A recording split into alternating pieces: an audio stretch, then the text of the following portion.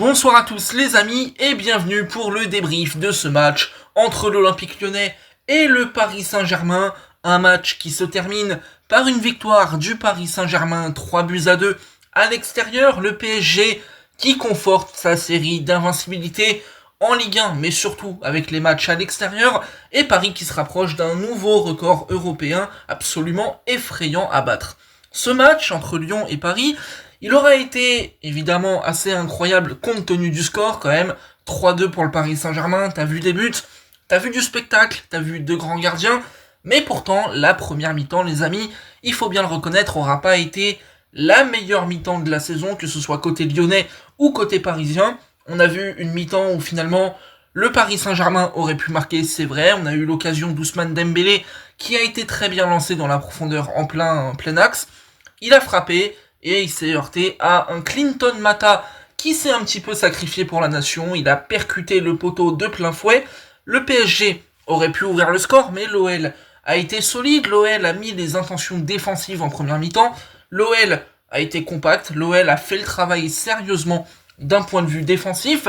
Et je tiens à souligner, pour moi, l'homme qui incarne un peu cette forme-là de l'OL et cette force défensive, c'est Clinton Mata. Les amis, je vous le dis sincèrement, en tant que supporter parisien qui suit un petit peu l'Olympique Lyonnais, j'aime beaucoup ce joueur, parce que je considère que c'est vraiment un élément sérieux, un élément qui est fiable, qui est vraiment une bonne recrue pour l'Olympique Lyonnais. Il avait été pris pour pas cher et tout ça.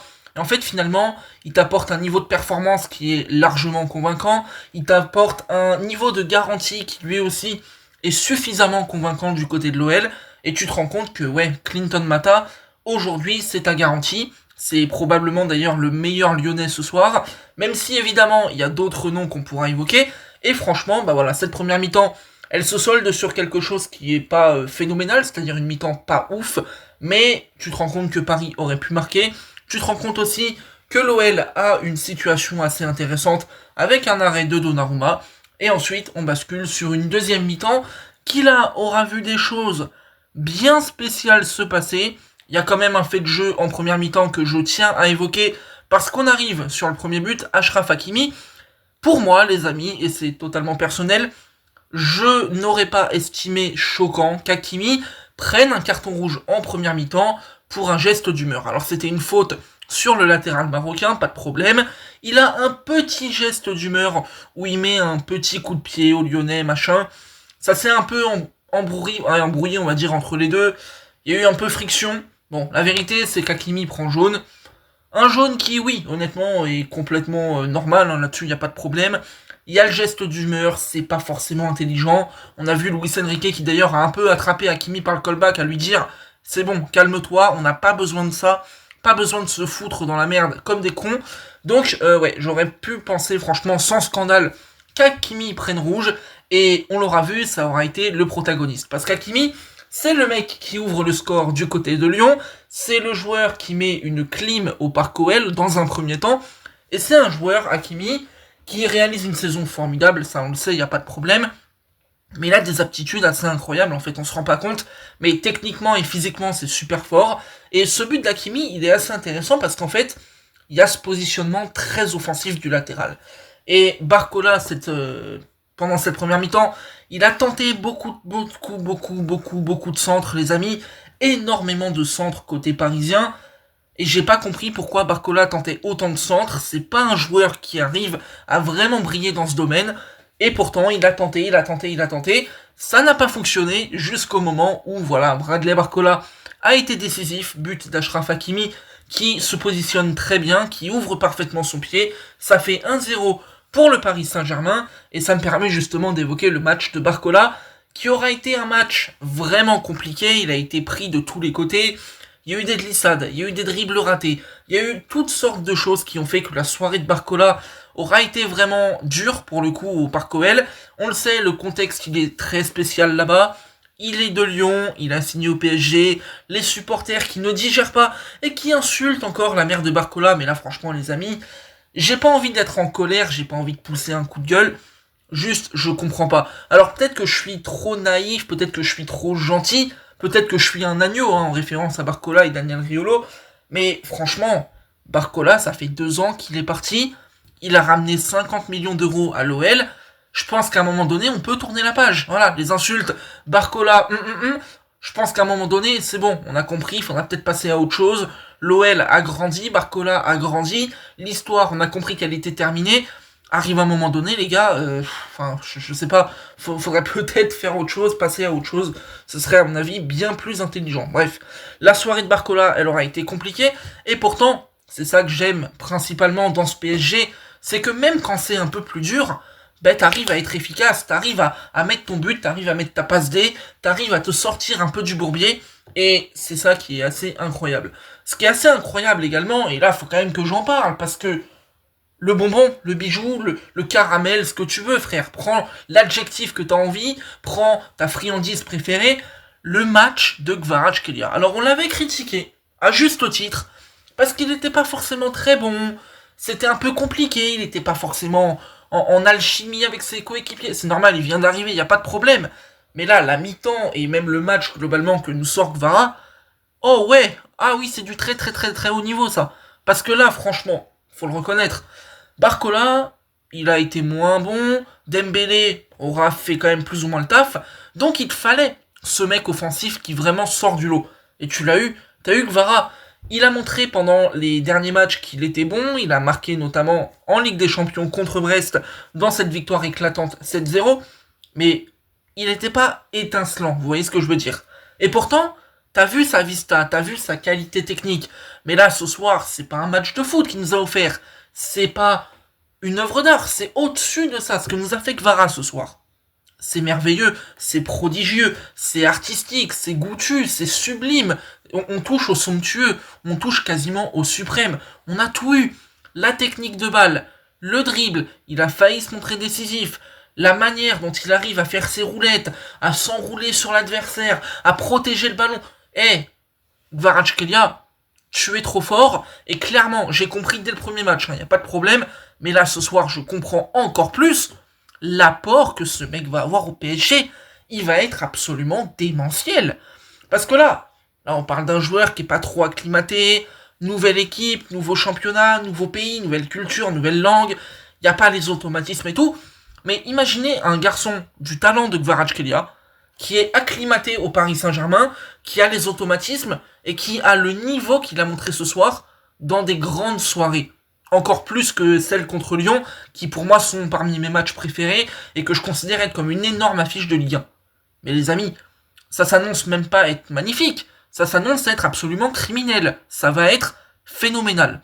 Et clairement, je le dis, les matchs contre l'OL, pour moi, je les kiffe parce que ce soir, j'ai ressenti ce que j'attends d'un match contre l'OL, c'est-à-dire un match où il y a de l'enjeu, il y a de l'ambiance, il y a de l'animosité, il y a de la tension, il y a un peu de bagarre, il y a des buts, du spectacle, on essaye de, tu vois, de se castagne un peu, dans le bon sens du terme, évidemment. Je suis pas là pour voir de la boxe, mais vous voyez ce que je veux dire, cette tension entre le PSG et l'OL dans les matchs, c'est ça que j'ai envie de ressentir. Là, aujourd'hui, je le dis, le PSG a vraiment bien maîtrisé sa rencontre et tout, pas de problème, mais sur la fin de match, l'OL en met deux. Et on va revenir, on va remonter quand même un petit peu.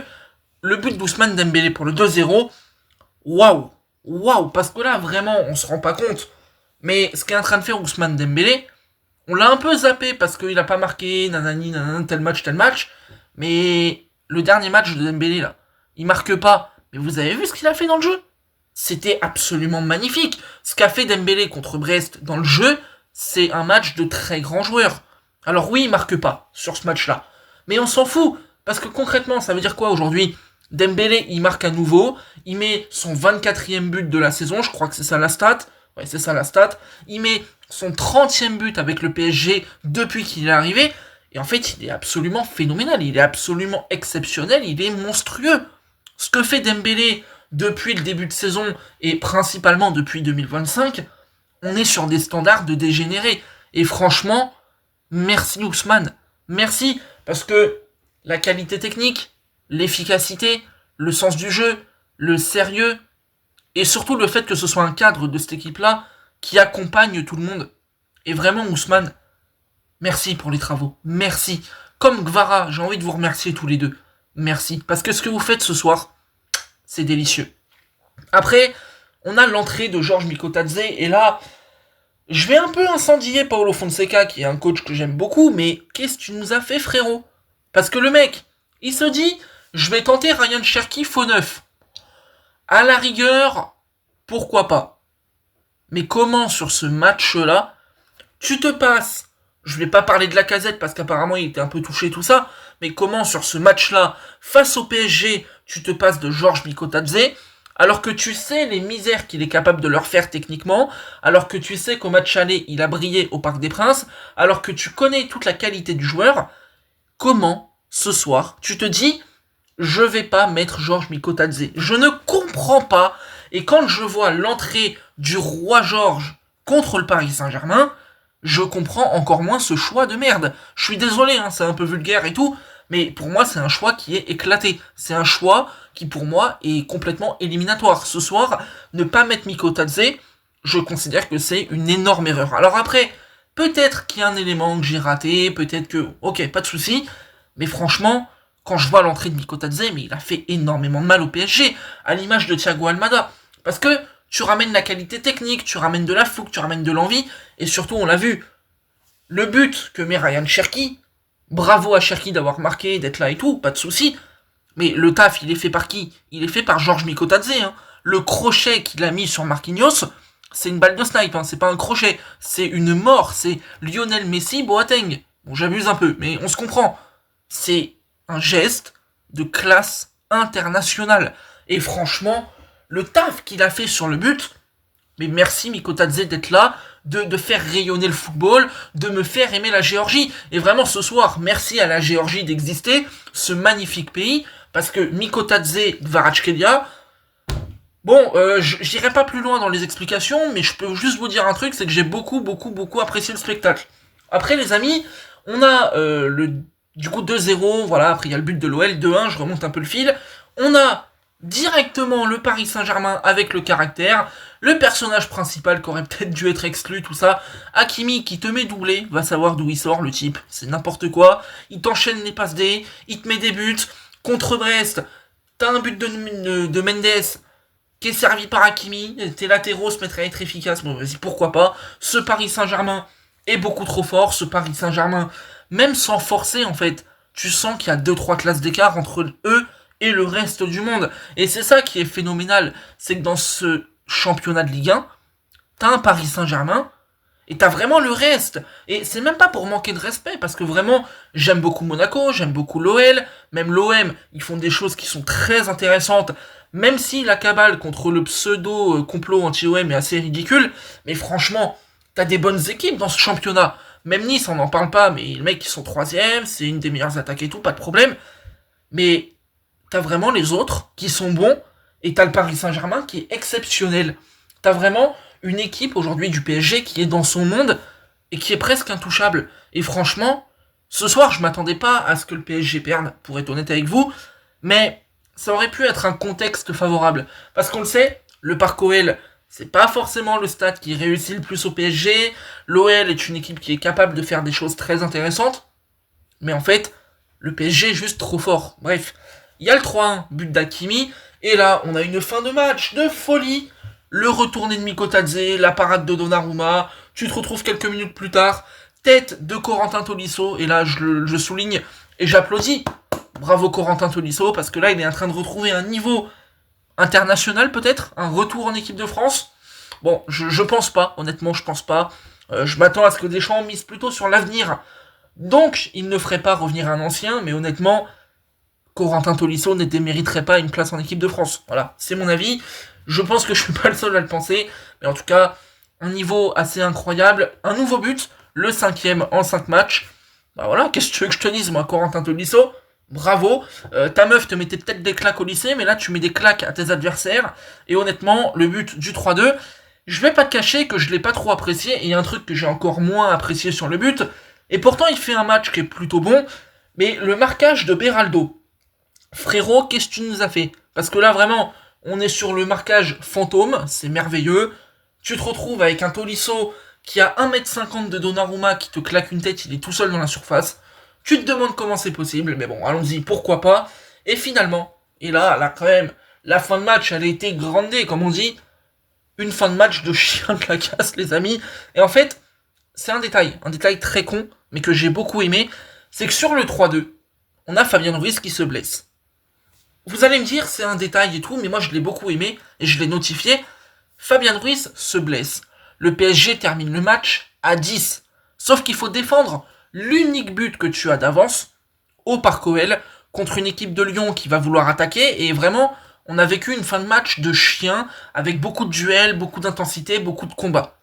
Et ce que j'ai aimé, et je tiens à le souligner vraiment, c'est que Fabien Ruiz, il a porté ses balls. Voilà, je le dis de manière assez respectueuse, il a porté ses balls. Le mec était blessé. Il s'est quand même démené comme il fallait pour terminer le match, revenir sur le terrain et même en étant diminué, combattre et tenter de préserver le résultat. C'est peut-être un petit détail, mais pour moi les amis, c'est un peu le symbole de cette fin de match qui aura été assez explosive, mais c'est surtout le symbole d'un Paris Saint-Germain. Je l'ai évoqué dans mon dernier podcast, et je vous remercie parce qu'il a fait quand même pas mal de vues en l'état. Le PSG est une équipe collective, le PSG est un groupe avec une mentalité exceptionnelle. Je sais que Fabien Ruiz est un petit peu le mal-aimé, je le regrette souvent, mais franchement, bravo.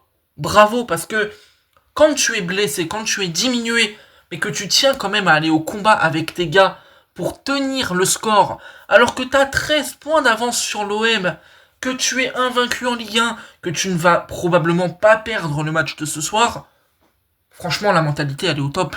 Bravo Fabian, bravo le Paris Saint-Germain, c'est encore une fois impressionnant. Maintenant, on attend de voir les prochains matchs, à commencer par Lille, je crois, la Coupe de France après, je sais plus. Il y a tellement de matchs, les gars, que je suis perdu. Bref, c'était Podcast FC, les amis. Je pense qu'on a fait assez long dans ce débrief. N'hésitez pas à liker et à vous abonner parce que c'est super important et ça me soutient dans le développement de la chaîne. On est au début, on est en pleine expansion, donc c'est super important. On se retrouvera très bientôt pour parler football sur la chaîne. Passez une bonne soirée et salut.